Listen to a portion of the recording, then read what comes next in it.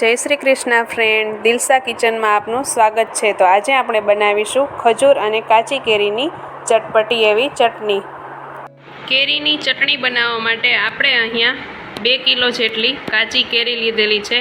તેની આ રીતે છાલ ઉતારીને બધી કેરીની છાલ ઉતારી લીધી છે। હવે આના નાના નાના પીસ કરીશું।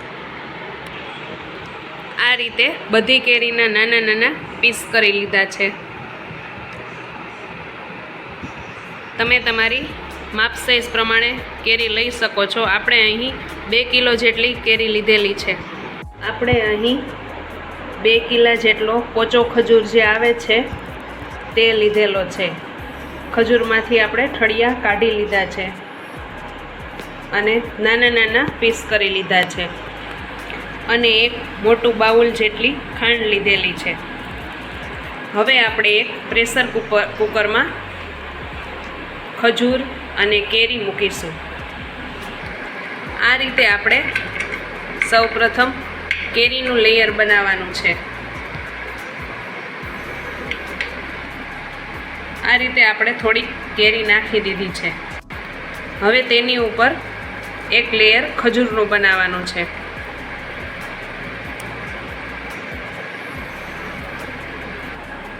આ રીતે આપણે એક લેયર ખજૂરનું બનાવી દીધું છે।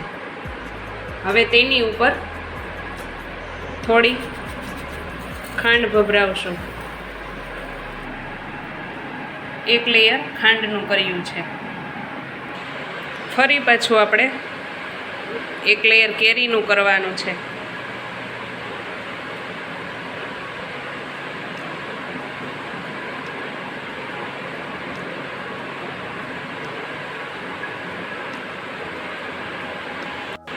અને પાછો ખજૂરનું એક લેયર કરવાનું છે। હવે તેની ઉપર પાછી ખાંડ ઉમેરીશું।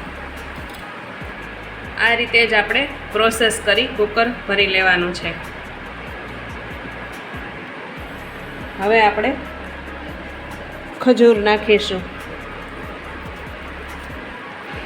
લાસ્ટમાં પાછી ખાંડ નાખીશું। હવે આપણે આ પ્રેશર કુકરને બંધ કરી દેવાનું છે। ગેસની સ્લો ફ્લેમ પર આપણે 2 વિસલ થવા દેશું। આપણે ગેસની ફ્લેમ એકદમ સ્લો રાખવાની છે, જેનાથી તળિયે બેસી ના જાય। હવે આપણે ચેક કરી લેશું કે બફાઈ ગયું છે કે નહીં। આપણો ખજૂર ને ચટણી સરસ બફાઈ ગયા છે। હવે એક મોટા વાસણમાં કાઢી લેશું। આ રીતે એક મોટું વાસણ હોય એમાં બધું કાઢી લેવાનું છે, જેનાથી સરસ મિક્સ થઈ જાય।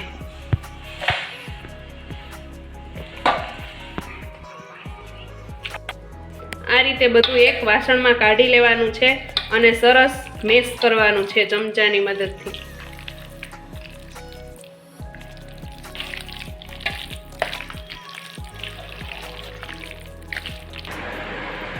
હવે બધું મેશ થઈ ગયું છે। આમ પણ આપણે ટેસ્ટ કરી તો બહુ સ્વાદિષ્ટ લાગે છે, ખાટું મીઠું। આને આપણે 1 વર્ષ સુધી સ્ટોર કરી શકીએ છીએ। એરટાઇટ ડબ્બામાં ભરીને ફ્રીઝરમાં સ્ટોર કરી શકીએ છીએ। પછી જ્યારે ચટણી બનાવવી હોય ત્યારે તેમાંથી લઈ ચટણી બનાવી શકીએ। આપણે અત્યારે એકવાર ચટણી બનાવી લઈશું। આની ચટણી બનાવવા માટે આપણે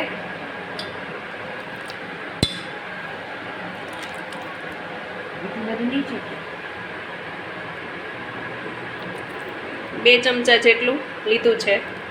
ચટણી બનાવવા માટે આપણે આમાં લસણવાળી ચટણી લીધી છે 1 ચમચી। અડધો આદો ટુકડો લઈ લેવાનો છે આદુનો ખમણીને। 1 ચમચી જેટલો તપકીર લીધેલી છે, જેનાથી ચટણી ઘટ બને। સ્વાદ અનુસાર મીઠું, થોડી હિંગ, 1 ચમચી લાલ મરચું પાવડર, 2 ચમચી જીરું પાવડર। હવે તેમાં જરૂર પ્રમાણે પાણી નાખી કુકર બંધ કરી 1 વિસલ થવા દેવાની છે। ચટણીની આ પેસ્ટ હવે ઠંડી થઈ ગઈ છે। હવે તેને એરટાઇટ ડબ્બામાં ભરી દેશું। આપણે સરસ એરટાઇટ ડબ્બો લીધો છે, તેમાં બધી પેસ્ટને નાખી દેવાની છે।